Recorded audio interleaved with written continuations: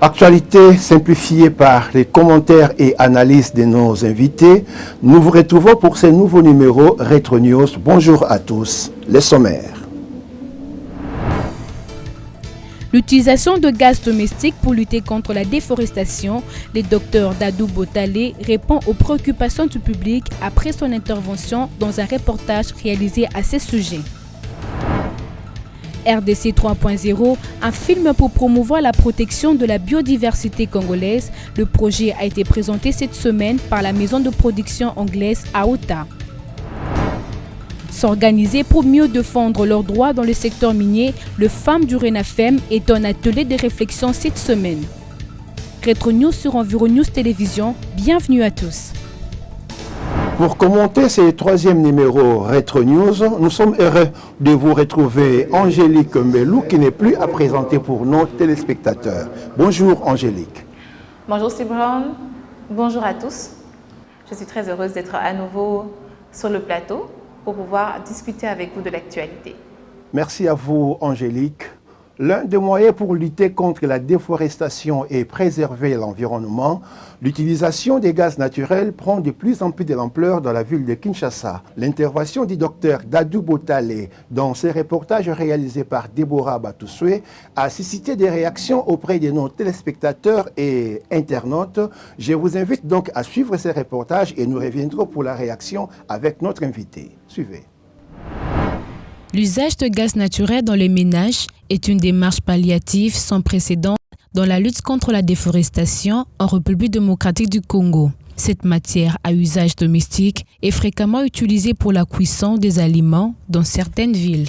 Par contre, ces gaz est une porte de plusieurs maladies, entre autres, les maladies cancérigènes. Il y a, comme par exemple, les problèmes de la peau. Lorsqu'on est toujours exposé, il y a aussi la peau qui peut être aussi malade, des problèmes dermatologiques qui sont. Il y a aussi les cancers, comme je l'avais dit tantôt, chez la femme enceinte. Dans les cancers, chez tout le monde, la femme enceinte, l'homme ou peut-être aussi l'enfant, il peut y avoir des maladies respiratoires, comme exemple la bronchite chronique. Il y a aussi les pathologies cardiovasculaires et il y a aussi des infections respiratoires, comme la pneumonie. Il y a aussi des problèmes de l'hypertension artérielle. Dans une certaine mesure, ces médecins généralistes renseignent que l'usage de ces gaz domestiques par une femme enceinte entraîne des conséquences dangereuses sur l'état de croissance de la grossesse, aussitôt en contact avec cette substance. Il en est de même pour l'enfant.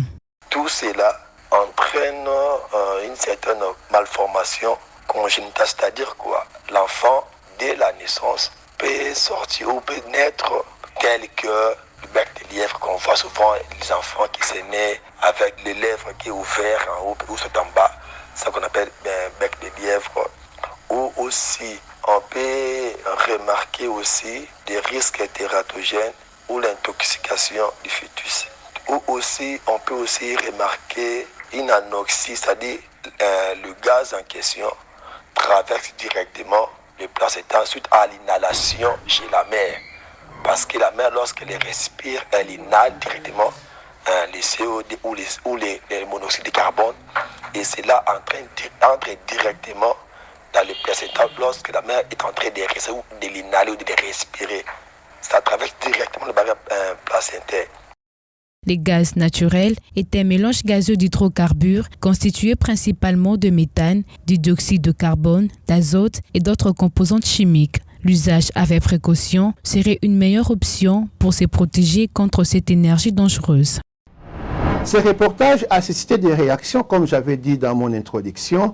Nous recueillons la réaction d'Angélique Sibemba qui a posé 3 questions au docteur Dadou. Alors, docteur Dadou, depuis le téléphone, vous avez la réaction de nos internautes qui veulent bien savoir la portée de votre étude. Pouvez-vous citer quelques références pour certifier ce que vous avez poussé comme argument? Votre étude a été élaboré où et quels sont les foyers, les nombres de ménages qui ont été recensés pour arriver à de telles conclusions par rapport à l'utilisation des gaz naturels?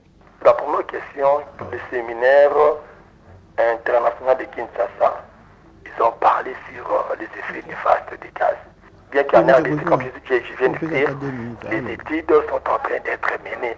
Et je dirais plus les exemples sur des pays qui sont déjà industrialisés, qui sont déjà un peu plus en avance par rapport à nous. Au Congo, je sais que le gouvernement mettra les moyens, comme il en a fait pour le tabac.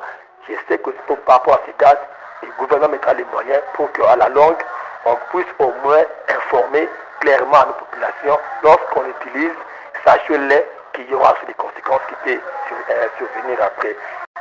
Et sur la deuxième question, sur combien de personnes, là je l'ai tiré sur une étude en France où ils ont dit qu'il y a à peu près une soixantaine de familles qui ont été aussi atteintes par rapport aux conséquences de ces gaz naturels. Et la dernière question, l'année est juste compris entre 2010 et 2019, toujours en France, où il y a eu des conséquences négatives. Mais si je peux conclure, je dirais, il est idéal d'informer ou sensibiliser la population sur les dangers du gaz naturel. C'est nécessaire pour réduire aussi les taux d'accidents domestiques.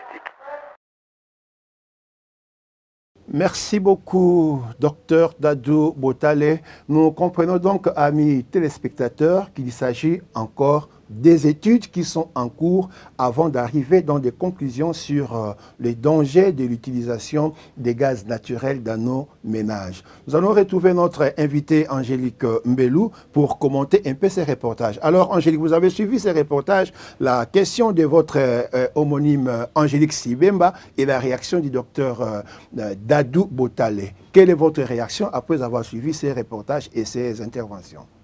Oui, bien sûr. La RDC n'est pas l'un des premiers pays à utiliser le gaz domestique. C'est une solution qui répond à beaucoup de besoins, besoins énergétiques, qui facilite la vie des femmes. C'est aussi une filière économique très intéressante. Les allégations sur la santé, je pense que plusieurs pays ont fait des études là-dessus et qu'aujourd'hui nous avons ici en RDC une institution qui étudie le gaz et qui sera à même de pouvoir nous dire quels seraient les dangers liés à l'utilisation du gaz domestique dans les foyers.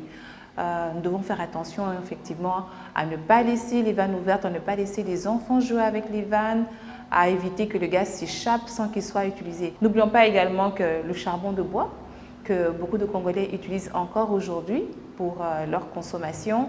Le charbon de bois est beaucoup plus toxique avec le dioxyde de carbone que le gaz que l'on retrouve à la maison s'il est bien utilisé suivant les normes de sécurité qui sont exigées par les prestataires dans ce secteur-là. Quelle est l'importance de la lutte contre la déforestation, Madame Angélique?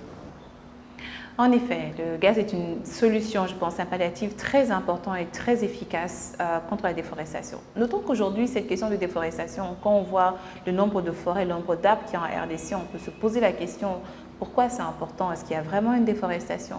Eh bien oui, la nature a un cycle et quand ce cycle est perturbé, la nature n'est pas capable de pouvoir se régénérer automatiquement. Le climat tropical dans lequel nous vivons permet à ce que les cycles de la nature puissent se régénérer de manière automatique sans que l'homme ne puisse y mettre la main. Et une fois que nous brisons ce cycle qui prend du temps, nous obligeons donc la nature à pouvoir espacer sa restauration, sa restructuration. Et c'est ça que nous voyons avec les activités de charbon de bois, avec des activités de coupe illégale des forêts ou alors coupe non responsable des forêts. À ce niveau-là, nous devons prendre aujourd'hui des palliatifs, des solutions pour éviter justement que notre action humaine sur la forêt ne puisse perturber le cycle environnemental de régénération des forêts au point où il n'est plus capable de pouvoir remplacer les arbres qui sont coupés et qui à terme feront que nous n'ayons plus d'arbres. Si vous allez souvent au Bas-Congo, vous constaterez que année après année, décennie après décennie, le Bas-Congo a perdu ses forêts et c'est aujourd'hui une grande savane qui s'étend. Les forêts, les arbres qui ont été coupés pour pouvoir fournir à Kinshasa le bois énergie, donc le bois que nous utilisons pour le makala ou même que nous utilisons parfois également pour les meubles, ces bois coupés n'ont pas été remplacés. Ils ont perdu, l'espace du Bas-Congo a perdu toutes ces forêts. Merci beaucoup, Madame Angélique. L'actualité, c'est aussi ces projets de la production d'un film pour promouvoir la préservation de la biodiversité congolaise. Cela a été au centre de ces reportages réalisés par Albert Mwanda. Suivons et nous y reviendrons pour les commentaires. La richesse la plus importante de la République démocratique du Congo, c'est sa forêt. Ces 45 millions d'hectares de forêts, c'est les patrimoines les plus précieux au-delà des mines, des blocs pétroliers qu'on est en train de découvrir au pays. Dans le but de faire découvrir cette ressource, l'Association des opérateurs télécoms alternatifs attend procéder au tournage du film pour retracer l'importance de ces forêts congolaises dans la régulation du climat mondial. En quoi les initiateurs de ces projets cinématographiques, les propos recueillis et illustrations permettront de pérenniser les ressources et attirer l'attention des décideurs à apporter une protection efficace à la faune sauvage. Alors, ce projet, à l'origine, il est né des conclusions alarmantes que nous avons eues à la conférence de Paris, la COP21 en 2015. Et nous avons décidé, 2 ans après, en 2017, de commencer les premières études et les premiers repérages en vue du lancement de ce projet. Ça sera d'abord un film extrêmement spectaculaire qui sera tourné en plusieurs langues et que nous diffuserons dans le monde entier. Nous allons rentabiliser cette forêt sans couper un seul arbre. Parce que le carbone séquestré aujourd'hui, c'est une immense richesse. Ce projet dénommé RDC 3.0 a été présenté au ministère de la Recherche scientifique et de l'innovation technologique. L'objectif est de réaliser un film sur la gestion durable des forêts du deuxième poumon mondial, de mettre un outil de communication à un public restreint sur les principaux enjeux liés à l'aménagement des concessions forestières, la production des bois d'œuvre et les méfaits sur l'exploitation forestière abusive. Au G20 d'octobre 2021, le président Tshisekedi a attiré l'attention des présidents et chefs de gouvernement sur l'importance cruciale du prix de la tonne de carbone forestier. Il a plaidé pour qu'il atteigne rapidement 100 $ la tonne, alors qu'aujourd'hui, il n'est même pas à 10 $ la tonne. Nous espérons toucher 180 pays et plus de 400 millions de spectateurs. Les forêts de la RDC couvrent environ 135 millions d'hectares, dont 99 millions de forêts denses humides, soit 67% du territoire national. Elles représentent près de la moitié des forêts tropicales humides d'Afrique.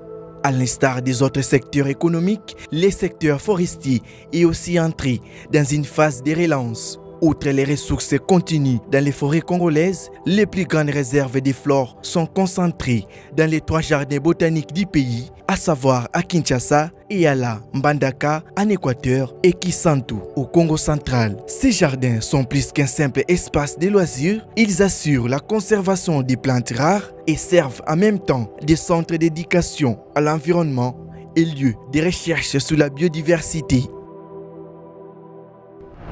Reportage signé Albert Mwanda que nous remercions. Alors, Madame Angélique Mbelou, un film pour promouvoir la préservation de la biodiversité congolaise. Votre réaction? On attendait cela, on attendait vraiment cela. C'est une très belle initiative. On devrait en faire beaucoup plus. On entend parler de la richesse naturelle de la RDC, des forêts de la RDC. Savez-vous combien de Congolais ne connaissent pas ces forêts ou n'ont pas encore vu ces forêts, ne connaissent pas ce qu'est la biodiversité de la RDC, toute cette faune qui vit dans nos forêts, cette flore, à quel point elle est importante.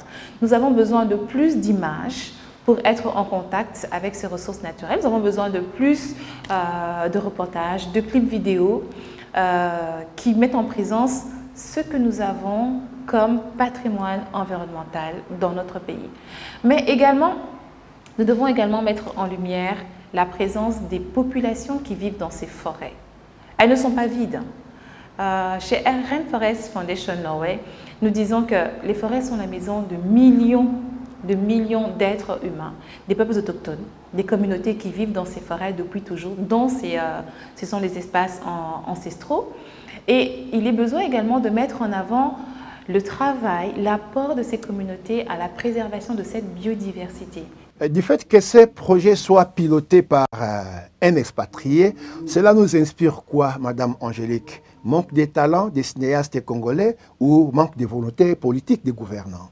Cela montre simplement que la RDC manque certaines priorités, simplement. Nous avons, je pense, les capacités cinématographiques pour cela.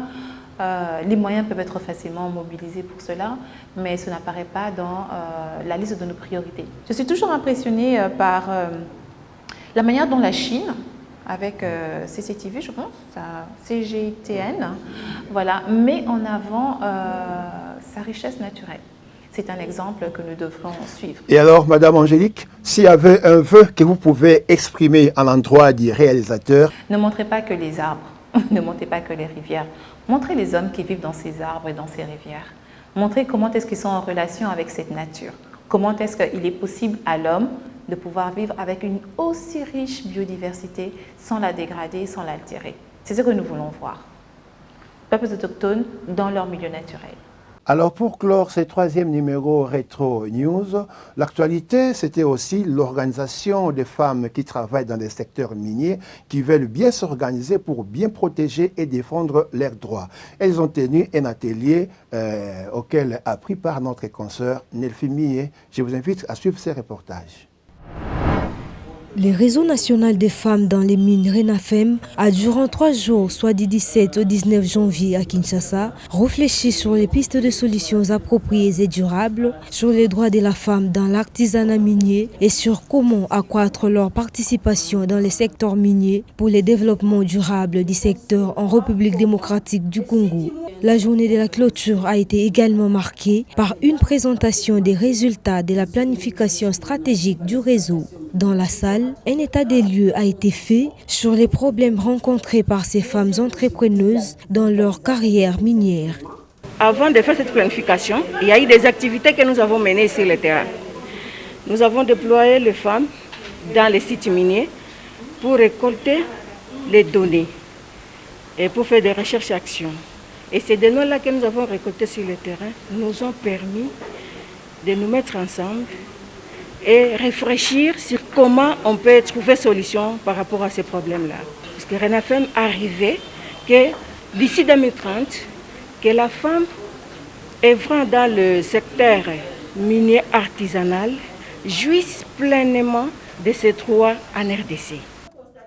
Au cours de ces assises, ces femmes se sont penchées sur une vision commune de se regrouper en association des femmes leaders afin de promouvoir l'autonomisation des femmes congolaises. Ces plans stratégiques nationaux mis en place poursuivent plusieurs objectifs. Il s'agit notamment d'analyser les contextes de travail des femmes des mines et la situation institutionnelle des RENAFEM. Par rapport à l'environnement, l'agriculture, je pouvais dire, c'est la mère de toutes les activités. Parce que dans la terre, vous trouverez ces minéraux qu'on est en train d'exploiter. Et dans la terre, vous trouverez la nourriture que les gens qui travaillent dans les mines doivent manger. C'est autour de la CONAPAC. C'est comme ça notre participation à cet atelier. C'était juste comment faire par rapport à la synergie. Notre souci, que les femmes dans les mines et aussi toutes femmes du Congo puissent être en synergie par rapport à nos activités pour construire un mouvement fort pour la défense des intérêts de la femme du Congo. Ces travaux d'élaboration du plan stratégique national ont été financés par le programme mondial d'appui aux industries extractives de la Banque mondiale. Les parties prenantes impliquées dans ces processus sont les femmes leaders de cette province cible, les femmes de l'administration du secteur minier du ministère du Genre, un expert en planification et une personne ressource. Nelfi Millet et Claudine Foulou, merci pour ces reportages. Nous revenons vers vous, Madame Angélique. Les femmes qui s'organisent pour défendre et protéger leurs intérêts dans le secteur minier. Votre réaction? Je suis heureuse de constater qu'il y a de plus en plus d'initiatives de femmes dans ce sens, pour rendre visible leur participation et leur action dans les secteurs économiques. Les femmes sont majoritaires dans la population, on le sait, c'est un secret pour personne. Ce que l'on ne voit pas souvent, c'est comment est-ce qu'elles interviennent dans les secteurs économiques. À l'agriculture, cela a été clairement dit. Les femmes sont les principaux acteurs du secteur agricole, aussi bien à la production qu'à la commercialisation des produits et à la consommation également. Dans le secteur minier, c'est un peu moins visible. D'abord parce qu'il y a parfois dans les zones minières Je pense que c'est cette fausse rumeur que les femmes ne peuvent pas être présentes dans les mines parce qu'elles font fuir les minerais. Pourtant, il y a beaucoup de femmes qui sont impliquées dans la petite mine, les petites exploitations minières et surtout l'artisanat autour des matières telles que l'or. Elles apparaissent, aussi bien à la production et à la commercialisation. Et avec des initiatives pareilles, cela permet de mettre en lumière comment est-ce qu'elles agissent dans le secteur et de pouvoir prendre des dispositions et des mesures pour pouvoir encadrer leur action, pouvoir également sécuriser leur travail. Elles font partie de ces acteurs qui sont facilement invisibles et que l'on peut donc facilement écraser. Encadrer également la responsabilité de leurs revenus, qu'elles puissent particulièrement être à même de pouvoir gérer les propres revenus qu'elles génèrent dans ce secteur-là. Merci à vous, Madame Angélique, de répondre à nos questions. Merci de la disponibilité que vous avez toujours manifestée pour Retro News. Votre mot de la fin. J'apprécie fortement cette initiative et donc j'invite différents acteurs à pouvoir également approcher Environ News, CEBRON, vous approcher, afin de pouvoir échanger avec vous, avec nous, leurs avis, leurs opinions sur l'actualité, tous ces sujets qui foisonnent un peu le quotidien des Quinois et des Congolais en RDC. Cette lecture, parfois de personnes aussi simples que moi, Congolais lambda, permet de mieux interpréter l'action des médias auprès de nous et de pouvoir, on va dire, simplifier la compréhension de certains mécanismes. Continuons dans cette initiative d'interprétation de l'actualité. Merci. Merci aussi à vous, amis téléspectateurs, pour l'attention que vous nous avez accordée pour suivre cette émission. Je vous retrouve la fois prochaine pour un nouveau numéro. Au revoir.